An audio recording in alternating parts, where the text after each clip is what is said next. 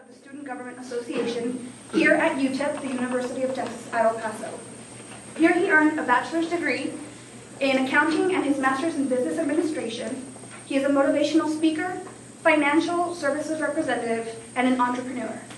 Gbenga believes that for you to get ahead, you have to get involved. He's very outspoken about the issues that affect our nation. And on November 7th, 2016, just one day before our election cycle, he predicted that President Trump was going to win the election. He's the husband of Maricela, father of Jordan GQ and Jaden GQ. So please join me in welcoming Gbenga Asedeko.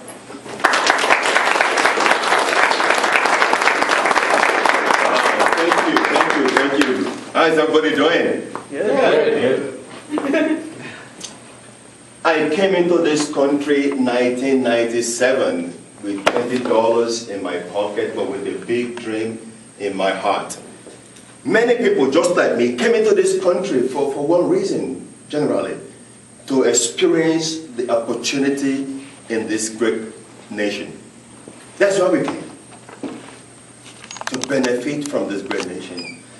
In my introduction, I spent my money on a book, How to Be Successful in College, and that book changed my life. So if you are in college, read books, it will help you. It helped me so much. I went from being a shy student to becoming the student body president. If you go to college, you have to get involved. If you don't get involved, you can't get ahead. I'm not talking about getting involved in protesting. I'm talking about getting involved in things that will help build your life, things that will help set you apart when you're done with college. I'm not against protesting. We'll talk more about that during my speech as we continue. Last year, I had the privilege of becoming the citizen of this great nation. One of the most memorable experiences in my life. I was so happy, I was so excited to vote for the first time. And I remember, just like yesterday, when we were being sworn in during our ceremony. I remember the national anthem was being sung. It was an amazing experience. Everybody stood up. Nobody was sitting down or kneeling down during the national anthem.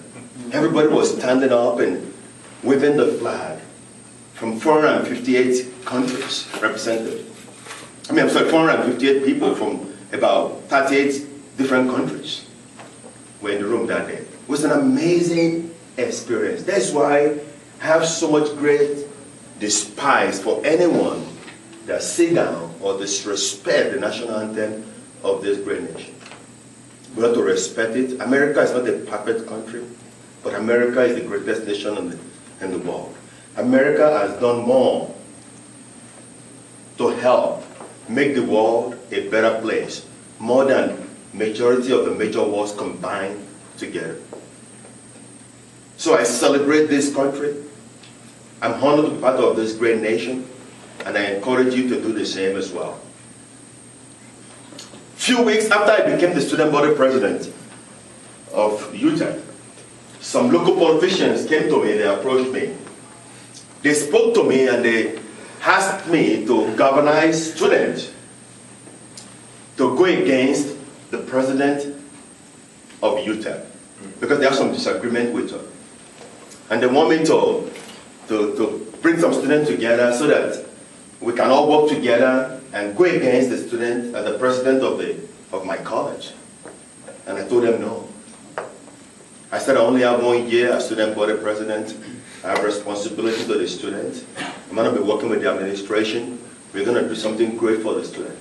I'm not going to be joining you in your little political game. And I went to the president of the school, I sat with her and I spoke with her. What is going on? And she explained to me what was going on. And then we did so much for the students. All of the stuff going on all over campus. The Centennial Plaza, all of the buildings, I was part of it. We planned the 10-year master plan. Incredible success. Why did I share that story with you? I want to speak, I know this is very recorded. I want to speak to all the students all over the nation. I want to speak to you. Before you go to any protest, ask yourself the question, which which politician or which special interest group is going to your student leaders asking them to do something on their behalf against the school, against a particular politician, against a particular political party. Ask yourself that question. Instead of getting involved in protesting that most of the times are meaningless, I want you to get involved in the honor society in your school like I did. Get involved in the account society like I did. Get involved in the Society of Human Resources, SHAM, like I did. Get involved in CEO, collegiate entrepreneur organization like I did. Get involved in something that will help build your life. Get involved in something that will contribute to your school, not something that will contribute to a particular political party or a particular political agenda. Oh, we want free education, free education. You might get a free education, but when you are done with your college, you might not have a job.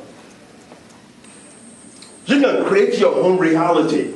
You can create your own opportunity. If you don't get involved, you can't get ahead. But be very careful what you get involved with. Be very careful who you spend your time with. Your association matters a lot. So I speak to you, students all over the nation. Ask yourself that question. Who is talking to our student leader? Why are we doing this protest? What are we getting from it? And the same thing goes to our political leaders as well. Who is talking to them? Which special group interest is speaking to them and telling them to do things a certain way instead of all benefit the people, but benefiting a particular special interest group? I love this great nation. We're talking about bridging the gap. We're talking about unity. You see, for unity to happen, it's going to start between you and I. Unity is not going to start at the top. They will fight over restrooms. Can you believe that? In America? We fight over restrooms in America. People are dying of hunger in third world countries. We are here fighting over restrooms. We fight over everything. If we have nothing to fight over, we come up with something. We make something up. Oh, let's come up with some wacko. We'll come up with some. We're gonna go fight. Come with the protest over it. Oh, we can do it by law. We have the freedom to do that. We have the right to do that. Of course, you have the right to do anything you want to do. But you have to ask yourself the question, what are you contributing to the society? What benefit are you making available to the society because of your action? So before you join anything, before you get involved, be very, very careful. At the top, no unity. It's not going to happen.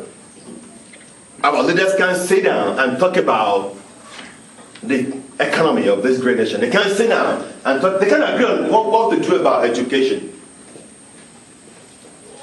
They are so divided and they are everywhere. So for unity to happen, it's going to begin from between you and I. And for that to take place, you have to detach yourself from a political party or from a politician. You can't be emotionally attached to a party that's become like a religion.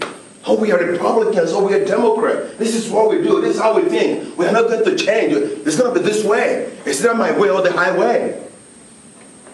So you have to detach yourself from all of that and just say, you know what? I'm a human being. I live in this country. How can I contribute? How can I work together with my brothers and sisters to create something for us in our community? Unity starts with you and I. We can't talk over each other. I don't fight over Trump, even though I supported him. I'm not going to sit down and be fighting. Oh, if you want to fight, I'm leaving. I'm not done. I'm going to go with my children, go with my family. I supported him, but I'm not going to have an argument about some issue that people don't even want a solution. They don't know what they're arguing about. So, our politicians, they want us divided. I might be naive by saying that, but I think they do want us divided. Because that's how they justify a cause. That's how they justify what they're fighting for.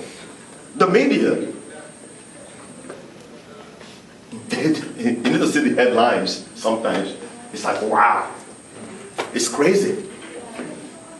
Do you agree that is the media helping us to unite together? Nope. So unity has to come between you and I. So everything is driven by money now. You know, Pepsi, I think, is a great company. They have great leaders. They just pulled down a commercial that they did. I didn't spend time watching the commercial that much. I don't know what the commercial was all about, but I just read the news that Pepsi pulled out after backlash. They pulled down the commercial. Everything is just money driven. It doesn't matter who they hurt. It doesn't matter who started the damage. In as much it makes them money. So for unity to take place, it's going to begin between you and I. Get involved. But get involved in something that contributes positively to your life and the society at large. And detach yourself from political parties and the politicians. Don't be emotionally attached to them. People criticized me because I supported Trump. People made fun of me when I predicted on November 7th, that Monday, that was going to win. I put it on Facebook. I am absolutely 100% convinced that Trump is going to win tomorrow. Have you seen the electoral map again? You're crazy. He has no path to victory. It's going to lose, and it's going to. And I've studied politicians very well. I've studied politics very well. I can project election. I can see what is going on. I said, look at the way she's campaigning. She's going to lose. Their agenda was very simple. We're going to make Trump look so bad. We're going to make him look so dangerous that people are going to be afraid to vote for him. That's a bad agenda. That's a bad plan. I was like, who sold you on that plan? Sometimes I was streaming at the TV. What are they doing? They're not going to win. I mean, I was going to go campaign for them. So let me go pay. Let me go help them. Pay me. Let me go. I'm serious. It got to that. It was so obvious. You know what did it for me? When they started bringing in celebrities, JC, I said, it's over. Forget it. You know I know? Because they do internal polling. They know that things are not going very well. And they bring out, I say, no, I'm going to go on Facebook. I'm going to predict that he's going to win. Easily. Easily. They are doing the same thing right now. We're going to make him look so bad, incompetent. Russia did it and everything. We're going to make him look so bad and they don't care about you. Let's say maybe 50% support Trump and 50% are against him. Let's go with that number. So they are doing everything to make his life miserable. So do you think the 50% that support them are going to just sit down and just look at what they are doing and support it? No.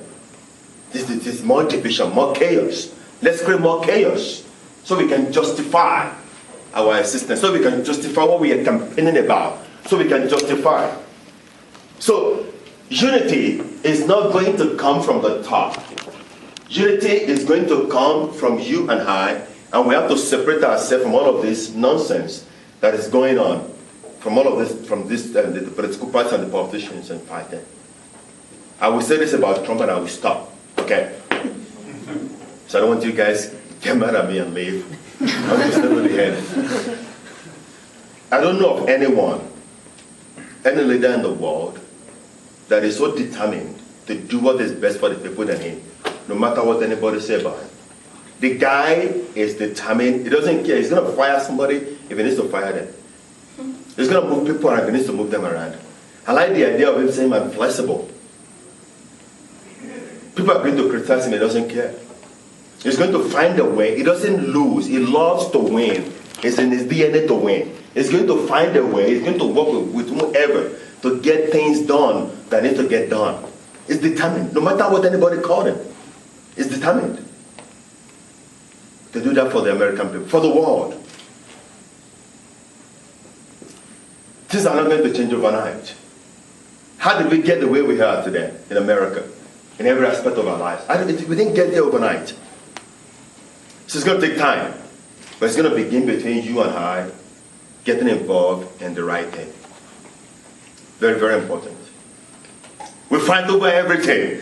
I saw on the news the other a while ago about some couple. They won't make a cake for a gay couple. You guys remember that story? Yeah. Remember the story? I couldn't stop laughing. I said, my goodness, I need to open a business. I said, I'm a Christian. I bake cake for gay people. We fight over stupid stuff. That became a big news all over the world. Some Christian couple refuses to bake a cake for a gay couple. We're divided. We have divisions among Christians, among Muslims, among religions, everywhere. I want to speak to all the religious people out there. I want to speak to all the Christians out there. Listen to me.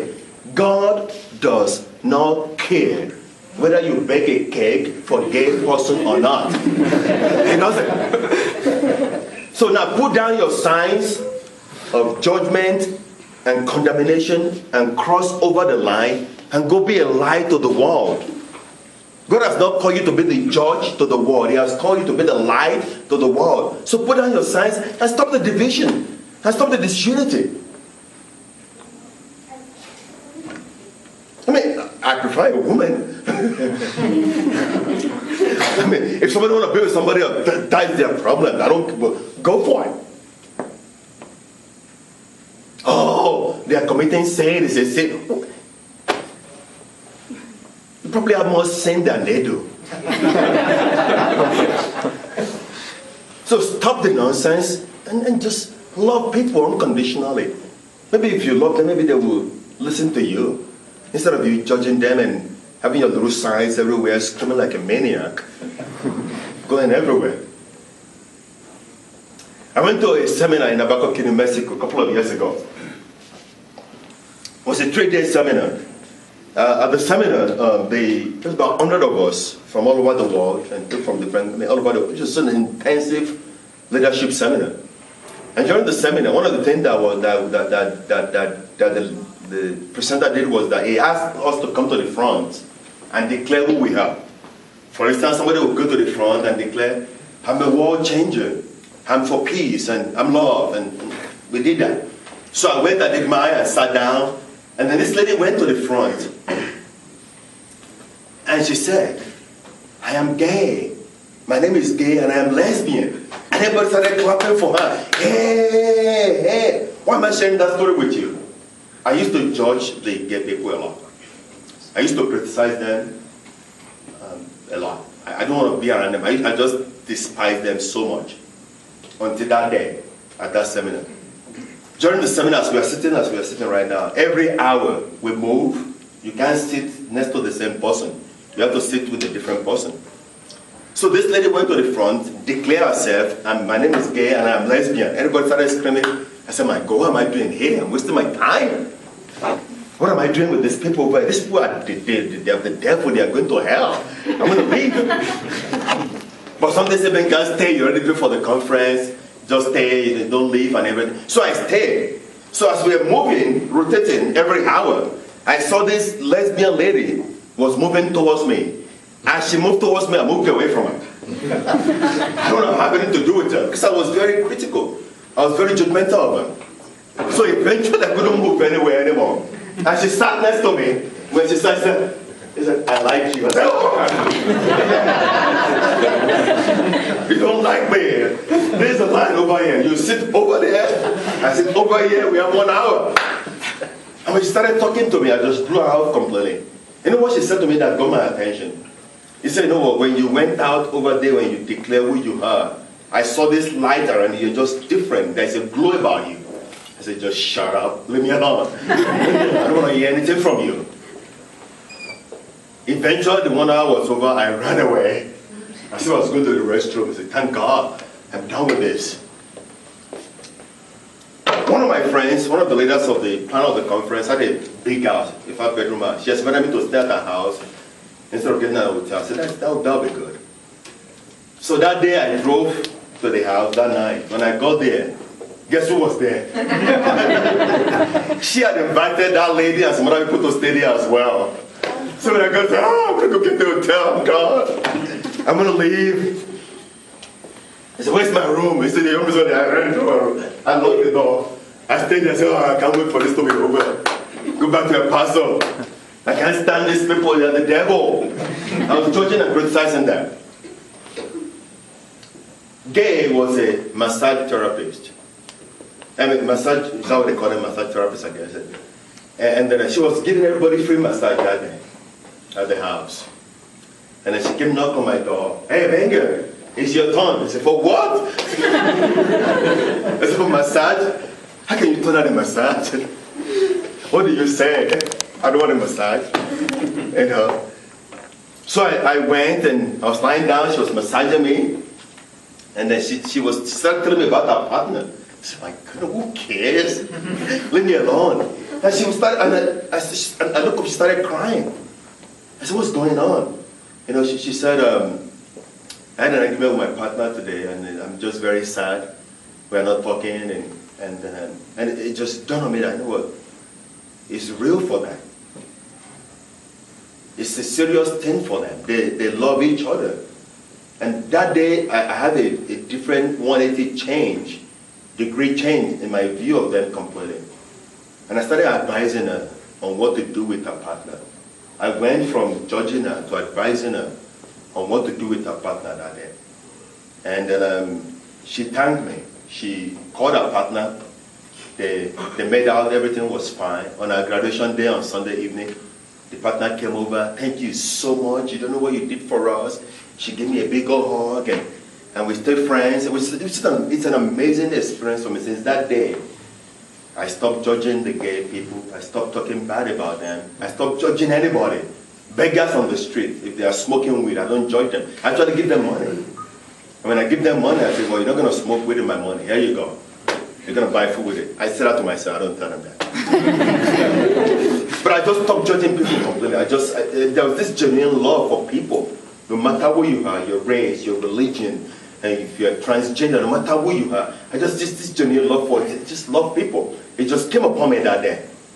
And then Gay came to El Paso for a conference. Gay, where is dead? At my apartment. Amazing experience, amazing story.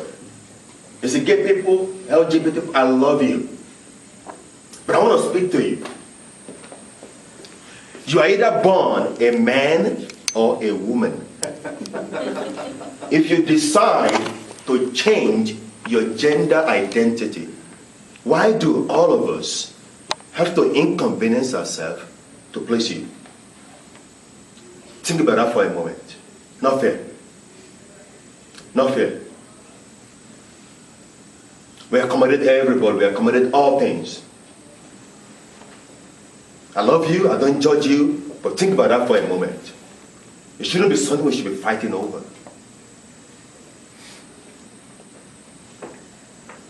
Unity starts between you and I. For us to work together, for us to build a community that is successful, that is peaceful, that is working together. It starts between you and I. And we have to detach ourselves from a political party or from a politician. I'm not emotionally involved with Trump and, oh, Trump, everything. I supported him. But I keep my eyes open, I'm looking through everything. What is he doing? How is he doing it? What are the Democrats doing? Can we pick some ideas from them? How can we all work together? Not just being dogmatic about, is it that this way or that way? I had a story about a Nafao woman. She shared a story with her grandson about two wolves that lives on the inside of us, and they fight each other consistently. It sat the grandson down. He said the first wolf is full of jealous, hatred, sarcasm. To that wolf, everything is negative. To that wolf, nothing good happens to anybody. Everybody is evil, everything is bad. And to the second wolf, that wolf is positive. That wolf sees the world as an incredible opportunity. It sees the good in people. It believes in everything positive in people. And the grandson looked at the grandma and said, Grandma, which wolf wins the fight? The grandma said, the one you feed the most wins. We're being fed every day. by the politicians and by the news media. You're being fed by our association, by what we read, by what we do. With what we are feeding, which wolves are we feeding on the inside of us?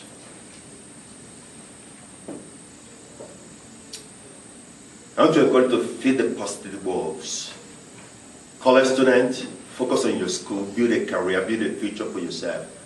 Get involved. If there's an issue, have a conversation about it.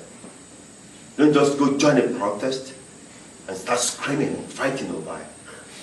There's a solution.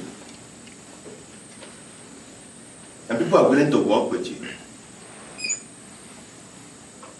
Somebody asked me, have you ever experienced racism since you've been in the US? I said, no. Never. Anywhere I go, I stand at the top. I shine. I feed the positive wolf on the inside of me. I don't come with that mentality, oh, these people are racist. If you are racist, I want to be around you. I will change you.